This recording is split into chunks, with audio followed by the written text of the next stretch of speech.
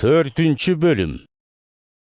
Akırkı vakta kээ bирөөлөр жалганчы рухтарга кулак салып, жиндерден келген окутууларды карманып, чыныгы ишенимден четтеп кетишээрин ыйык рух ачык айкын айтып жатат.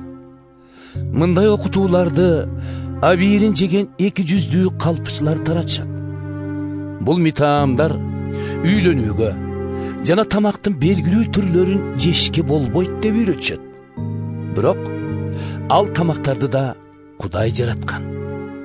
Ким Кудайга ишенип, чындыкты таанып билген болсо, ырасчылык айтып сыйынуу менен алардан даам татса болот. Анткени Кудай жараткандын баары адал.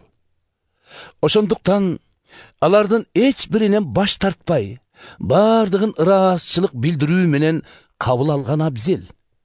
Себеп дегенде, Кудай сөзүн окуп, сыйынып таткан даам арам болбойт.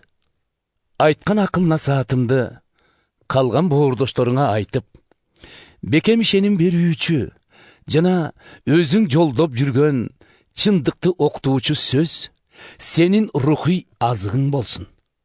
Ошондо Машаяк Ыйсанын жакшы кызматчысы болосуң. Маңыз сөздөр менен кемпирлер айтчуу болмуштардан оолак бол. Андан көрө өзүңдү Кудайга жаккандай жашоого машыктыр. Дене машыктыруунун да пайдасы жок эмес. Бирок ага караганда Кудайга жаккандай жашоого машыгуу бардык жагынан пайдалуу. Себеби ал сени азыр да, келечекте да Кудай убада кылган өмүргө ээ кылат. Бул калыс сөз. Аны толук ишенүү менен кабыл алсаң болот. Азыркыга дейре бой бербей күрөшүп да, эмгектенип да келгенибиздин себеби бүтүндөй адамзаттын, айрыкча жакшы кабарга ишенгендердин куткаруучусу болгон тирүү Кудайга бел байлаганыбызда. Аларга ушундай насаат айтып, ушундай үйрөт. Сага жаш деп эч ким өйдөсүнүп карабасын.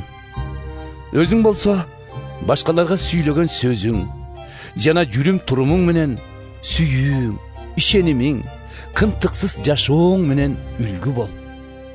Мен келгичекти эл алдында ыйык жазууну окуп, насыят айтып, окутуп жүр.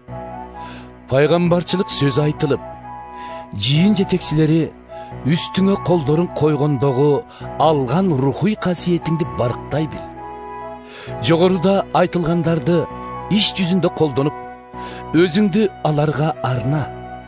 Ошондо бардыгы сен жетишкен ийгиликтерге күбө болушат. Өзүңө көз салып, эмнени үйрөтүп жатканыңды байка. Дайыма ушундай кылып жүр. Ошондо өзүң да куткарылып, сага кулак салгандарды да куткарасың.